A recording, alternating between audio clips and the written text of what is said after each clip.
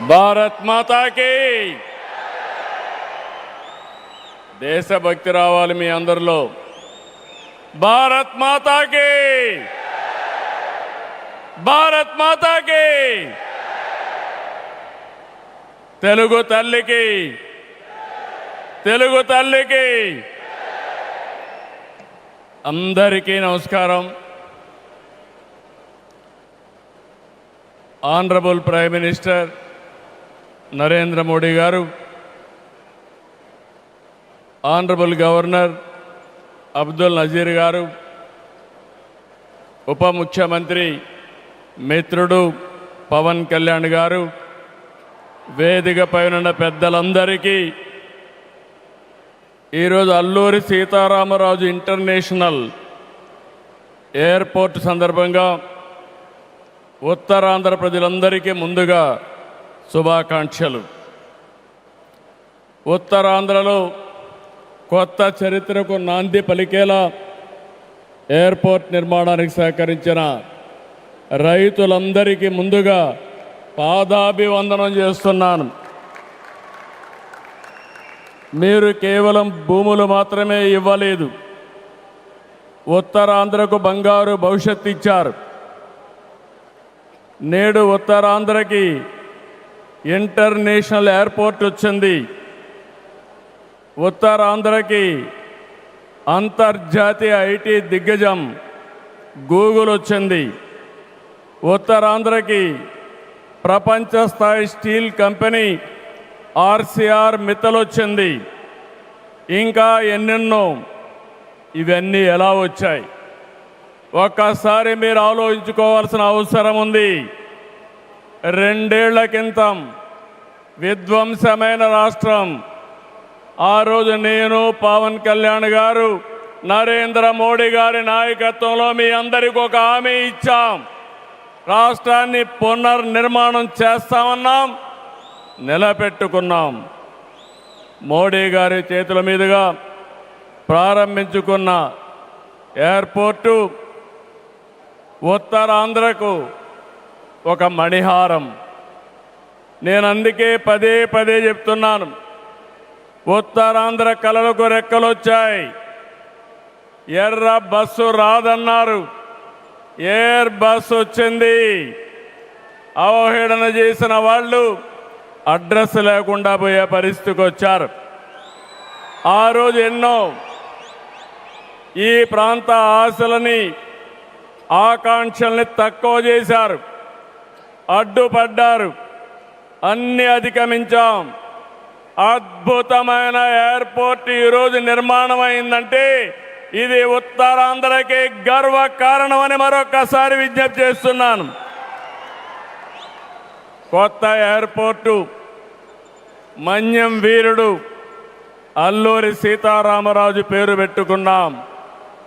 పేరు తలుచుకుంటేనే గుండె ఉప్పొంగుతుంది.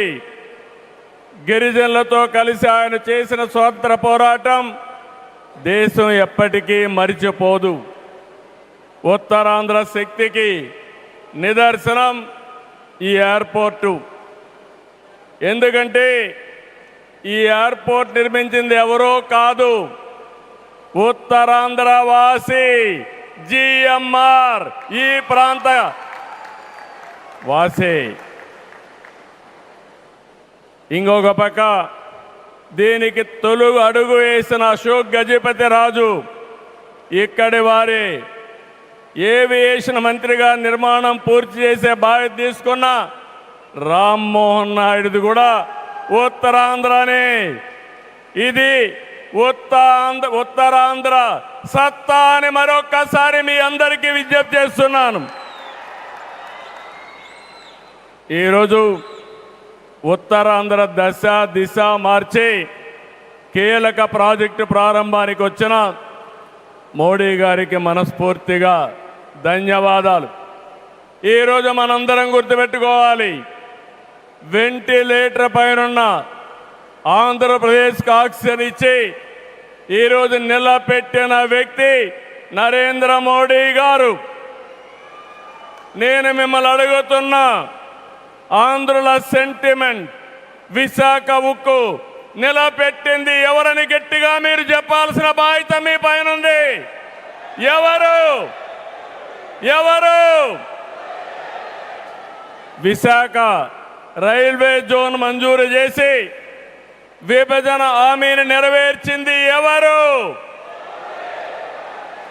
పోలవరానికి సాయం చేసి గాడిన పెట్టింది ఎవరు? రాజధానికి నిధులిచ్చి పనులు పునఃప్రారంభించిన వ్యక్తి ఎవరు? 2027 భోగాపురంలో చెప్తున్నాను, పోలవరాన్ని పూర్తి చేసి మన ప్రధాని చేతుల మీద జాతికి అంకితం చేస్తామని హామీ ఇస్తున్నాం. 2028 అమరావతి మొదటి దశ పనులన్నీ పూర్తి చేసి మన ప్రధానమంత్రి నరేంద్ర మోడీ గారి చేతుల మీదుగా ప్రారంభిస్తామని మీ అందరికీ హామీ ఇస్తున్నాను. దీనికి మనందరం థ్యాంక్స్ చెప్పాలనా లేదా అని అడుగుతున్నా. చెప్పాలనా లేదా అని అడుగుతున్నా. థ్యాంక్ యూ, థ్యాంక్ యూ, ధన్యవాదాలు, ధన్యవాదాలు. ఏఎస్ఆర్ ఎయిర్పోర్టు 2703 ఎకరాలు, 5641 కోట్ల రూపాయలు అద్భుతంగా వచ్చింది. ఎయిర్పోర్టుని ఫ్లయింగ్ ఫిష్ ఆకారంలో నిర్మించారు. మన తీర ప్రాంతాన్ని ఇది గుర్తు చేస్తుంది. అటు సముద్రం, ఇటు పచ్చని కొండల మధ్య విమాన ప్రయాణమే కొత్త అనుభూతిని తీసుకొస్తుంది. నేను చాలా విమానాశ్రయాలు చూశాను, కానీ భోగాపురం ఒక ప్రత్యేకమైన ఎయిర్పోర్ట్ అని మరొకసారి మీకు విజ్ఞప్తి చేస్తున్నా. ఎయిర్పోర్ట్లో అడుగడుగున తెలుగు కళలు, సంస్కృతి కనిపిస్తున్నాయి. తెలుగు ముగ్గులు, ఏటి కొప్పాక బొమ్మలు, కూచిపూడి నృత్యం, తోలు బొమ్మలాట, బొబ్బలి వీణ, నాదస్వరం, లేపాక్ష నంది వంటివి ప్రతిబింబించేలాగా తీర్చిదిద్దారు. విశాఖ నుంచి భోగాపురాన్ని నిర్మించే బీచ్ కారిడారు ప్రకృతి అందాలతో మరింత ఆకర్షణ తెస్తుంది. గ్లోబల్ ఏరోస్పేస్ ఏవియేషన్ హబ్కి GMR Manasa aviation university, ASIP semiconductor ప్రాజెక్టుకు శంకుస్థాపన చేసుకున్నాం. జిఎంఆర్ విఎఫ్ స్కిల్ డెవలప్మెంట్ సెంటర్కి ప్రారంభించుకున్నాం. శంషాబాద్ ఎయిర్పోర్టుతో తెలంగాణ దశ దిశ మారింది.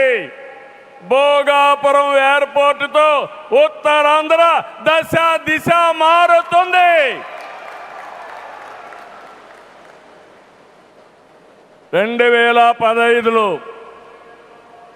ఆనాడు ప్రధానమంత్రిగా ఉన్న నరేంద్ర మోడీ గారి నాయకత్వంలో ప్రకటన చేశాం. 19లో అనుమతులు తెచ్చి శంకుస్థాపన చేశాం.